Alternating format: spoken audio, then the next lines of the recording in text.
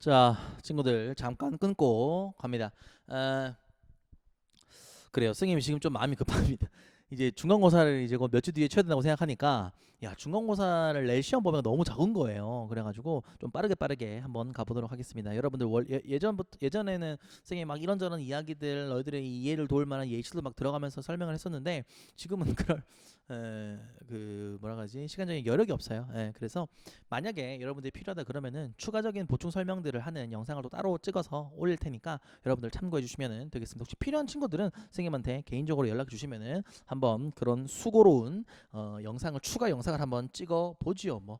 자, 그러면은 이제 우리가 지금 어떤 내용들을 배우고 있는지 자세히 한번 보고 갑니다. 일단 1860년대는 쇠국의 시기, 그 다음 70년대는 개항의 시기, 우리는 지난 시간에 개항의 시기까지 모두 배워봤습니다. 우리가 가장 먼저 문을 연 나라는 일본, 무슨 조약? 강화도 조약. 그 배경은 무엇이었나요? 흑선 대응은 하야, 개화파 성장, 그리고 운요호 사건이었죠. 그 내용들 쭉쭉 이야기했고요. 그 다음 두 번째로 문을 연 나라가 바로 미국이었죠. 조미수 통상조약. 그 이후에 뭐 쭉쭉쭉쭉 개항을 하게 되는데요. 이제 개항의 시기가 다 했고 이제 그 열린 문으로 여러 가지 서양의 여러 문물들이 막 들어오잖아요. 그 문물들로 우리들의 모습이 변화하는 시기 바로 80년대 개화의 시기를 배워보도록 하겠습니다. 자, 1번이 강화도 조약, 조미수 통상 조약이었고 이제 3번 개화 세력과 개화 정책 한번 알아보도록 하겠습니다. 일단은 개화 세력부터 좀 알아볼게요. 우리나라의 가장 최초의 개화파다라고 하면 이 사람을 이야기할 수 있을 것 같습니다. 초기 개화파라고 적어주고 개화 사상가 이렇게 적을게요. 우리나라 초기의 개화 사상가는 대표적으로 3명이 있는데요. 바로 따라해봅시다. 박규수, 유홍기, 오경석. 박규수, 오경석, 유홍기 뭐 이런 사람들이 바로 초기 개화 사상가들이었습니다. 이 중에 여러분들이 한 번 정도 들어봤던 인물이 있는데요. 누굽니까? 옳지. 바로 박규수죠. 박규수 언제 들어봤나요? 그렇죠. 제너럴 셔먼호 때 제너럴 셔먼호 사건 때 평양 감사였죠. 그래서 제너럴 셔먼호를 완전히 물태워버렸던 그 사람이 바로 이 박교수였습니다. 어떻게 보면 박교수는요, 박교수의 그때 당시에 박교수는 개화파와는 조금 거리가 먼 인물이었던 것 같아요. 왜냐하면은 미국 배가 들어왔는데 좋아요 개항합시다가 아니었으니까. 근데 그리고 난 다음에 박교수가 바로 청나라 사신으로 갑니다. 근데 그 청나라 사신으로 갔을 때 굉장히 신기한 물건들을 많이 본 거예요. 서양에서 들어온 물건들이겠죠, 당연히. 대표적으로 망원경이라든지 그리고 뭐시냐 이거 뭐죠? 여러분들이 바르는 거? 파우더? 몰라. 아무튼 그런 거. 그러니까 뭐 못생겼는데 발음이 이뻐지더라 이런 거예요. 멀리서 잘 안 보이는데 망원경 보니까 너무 잘 보이더라 뭐 이런 거예요. 이런 것들을 경험하고 난 다음에 야 서양의 것들을 배워야겠구나. 서양의 것들을 계속 배척한다고 우리나라가 잘 사는 게 아니구나라는 사실을 박 교수가 깨달은 거죠. 그래서 돌아오고 난 다음에 흥선대원군한테 우리 개항해야 됩니다. 이야기했는데 바로 쫓겨납니다. 그래서 박 교수가 자기 고향으로 내려가가지고 양반 자제들을 불러놓고 자신의 생각, 그러니까 개화를 해야 된다는 자신의 생각들을 교육을 하기 시작하는 거죠. 그래서 박 교수의 제자들이 대부분 개화파가 됩니다. 그리고 오경석, 유홍기는 어떤 사람들이었냐면 바로 중인 출신입니다. 통역관으로 청나라에 많이 건너가가지고 청나라에서 이미 뭐 그 서양의 것들, 서양의 기술들을 이미 맛본 사람들인 거죠. 그러니까 경험하지 않으면은 알 수 없는 거죠. 그러니까 여러분들 여기저기 돌아다니라고 하는 거예요. 선생님이 굉장히 답답한 게 뭐냐면은 휴일이 있으면은 여러분들 집구석에 처박혀 있어요. 선생님이 주말 끝나고 나면 월요일날 맨날 물어요. 뭐 주말 동안 뭐 했니? 이런 얘기 그만하고 진도 나갑시다. 자, 아무튼 서양의 것들을 보고 배운 사람들이 먼저 초기 개화 사상가를 형성하였다. 그리고 이들이 제자를 육성하였으니 그들이 바로 개화파들이다. 자, 그러면은 이들에게서 배운 사람들 중에 이들에서 배운 사람들이 다 개화파가 되는데 이들이 그러니까 박 교수의 제자들 초기 개화 사상가들의 제자들이 1882년 이모군란이라는 사건의 결과 때문에 이 개화파들이 분열하게 됩니다. 이 이모곤란이 뭔지는 선생님이 다음 시간에 이야기해 주도록 할 거고요. 이 개화 사상가들이 두 개의 파로 분열하게 된다 이런 거죠. 이 첫 번째 파는 뭐냐 하면 바로 개화 사상가들 중 올드보이입니다. 바로 청나라의, 다시 할게요. 자, 편집. 네, 여러분들 머릿속에 편집하는 거예요. 편집. 자, 이모곤란은 이모곤란의 결과로 이 개화 사상가들이, 개화파들이 분열을 하게 되는데, 개화의 방법과 개화의 속도를 두고, 그리고 그 개화를 할 모델이 어떤, 우리가 개화를 보고 배워야 할 모델이 어느 나라냐를 두고 두 개로 분열하게 됩니다. 먼저 이 왼쪽에 있는 사람들은요, 올드보이들입니다. 그러니까 개화파들 중에 조금 나이가 있는 사람들이에요. 이들은요, 청나라의 양무운동을 보고 우리나라도 청나라처럼 개화하면 된다라고 생각하는 사람들이었고요. 반대쪽에 있는 사람들은요, 아니야, 우리는 청나라가 아니라 일본의 메이지 유신을 보고 요거와 비슷하게 우리는 개화를 해야 된다라고 생각했던 영보이, 개화파들 중 젊은 세력들이었습니다. 그러면 이 청나라 양무운동과 이 메이지 유신이 뭔지 선생님이 정말 간단하게만 이야기해 보도록 하겠습니다. 이 양무, 이 서양의 무기들을 배우자 하는 것들이에요. 그러니까 서양의 기술만 배우면 된다 이거예요. 사실 우리가 개화를 해야 된다, 근대화를 해야 된다고 할 때 옷을 바꾸고 머리를 자르고 그다음에 옛날에는 뭐 집신을 신었다면 지금은 뭐 고무신을 신고 뭐 이런 겉보기에 보이는 것들만 바꾼다고 개화하는 게 아니잖아요. 진짜로 개화를 하는 것은 제도를 바꾼다든지 우리의 생각을 바꾸고 사상을 바꾸는 것까지를 우리는 근대화다, 개화다라고 이야기를 할 거예요.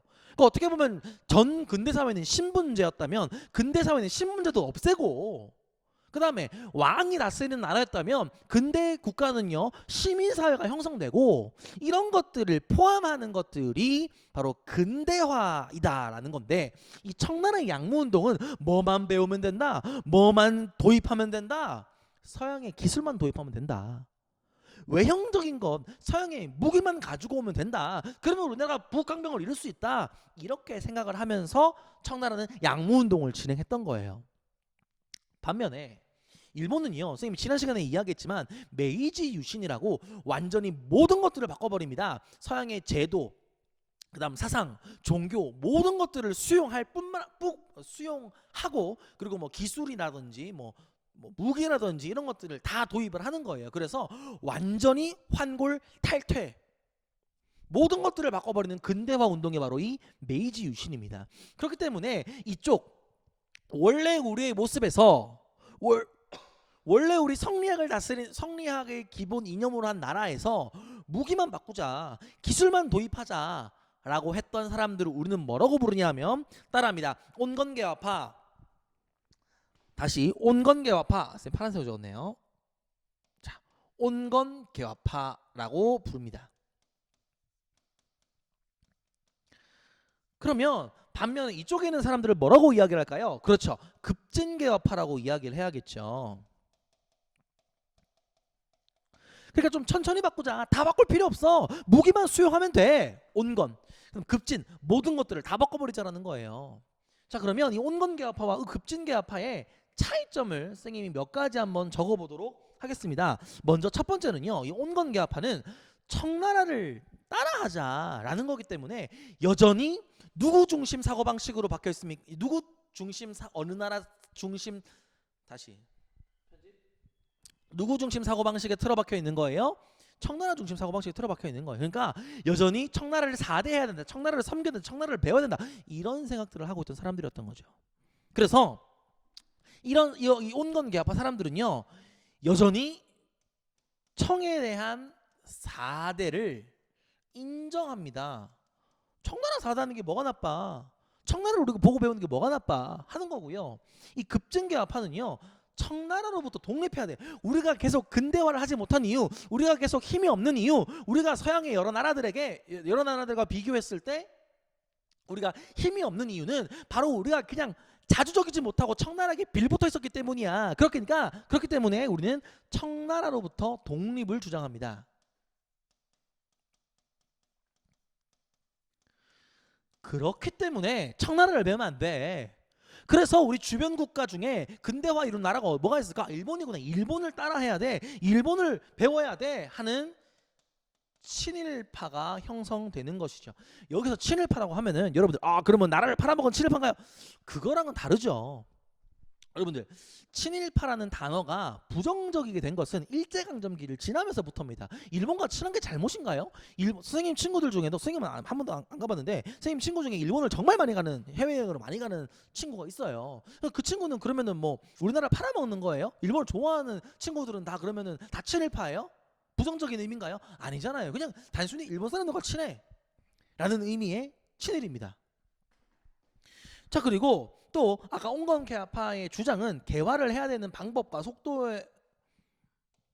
속도의 내용은 서양의 뭐만 받아들인다. 온건개화파는 서울 웬 말이야?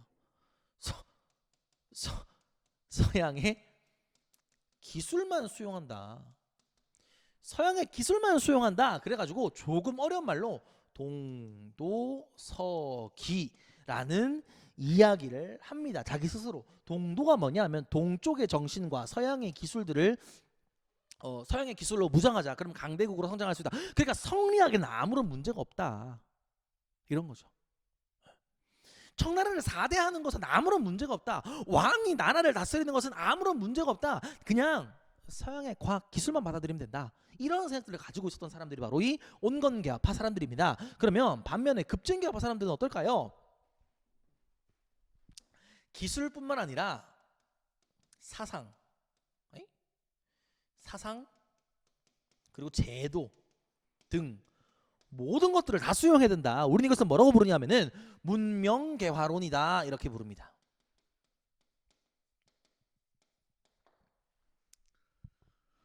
자, 그리고 이 온건개화파의 대표 인물로는 어떤 사람들이 있었냐면 김홍집이라든지 김윤식이라든지 어윤증이라든지 뭐 이런 사람들이 온건개화파의 사람이었고요. 급진개화파 사람들은요 조금 많은데요. 김옥균, 박영효, 홍영식, 서광범 이런 사람들이 급진개화파 사람들이었습니다. 이 두 세력은요 굉장히 많이 대립하면서 우리나라를 이렇게 개혁해야 된다, 저렇게 개혁해야 된다, 많은 의견 충돌이 있었습니다. 그런데 누가 주도해서 개화 정책을 이끌고 나갔을까요? 당연히 이 온건개화파들입니다. 왜냐면 아까 선생님이 얘기했지만 올드보이라니까요. 어느 정도 기득권 세력이에요. 그리고 민비와 많이 친합니다. 그런데 반면에 이 급진개화파들은 자기 생각대로 잘 되지 않았겠죠. 개화 정책이. 그러다 보니 나중에 파란색으로 적을까요? 그러다 보니 나중에 이 급진개화파는 자신의 생각대로 개화 정책이 진행되지 않으니 이 급진개화파는 갑신정변이라는 사건을 일으키게 됩니다. 요 이야기도 선생님이 다음 시간에 이야기해 보도록 하겠습니다. 자, 이렇게 선생님이 조금 급하게 이번 시간 한번 마무리해 보려고 합니다. 사실은 지금까지 해왔던 속도로 봤을 때는 한 2시간, 3시간에 걸쳐가지고 이 내용들을 다 해야 되는데 문제를 내야 되다 보니까 사실 시험 문제가 적은 상태에서 뭐 문제를 내면 너희들도 많이 힘들거든요. 문제가 많이 어렵게 나오니까. 교과서만 봐서는 해결 안 되는 거죠. 그러니까 조금 선생님이 좀 급하게 진도를 한번 빼봤습니다. 혹시 이해 안 되는 부분들이 있으면은 영상을 좀 되돌려 보면서 좀 이해를 하면 좋겠고, 그래도 이해가 안 된다 그러면 선생님한테 밴드로 톡으로 연락을 주시면은 될 것 같습니다. 수고 많았습니다. 안녕.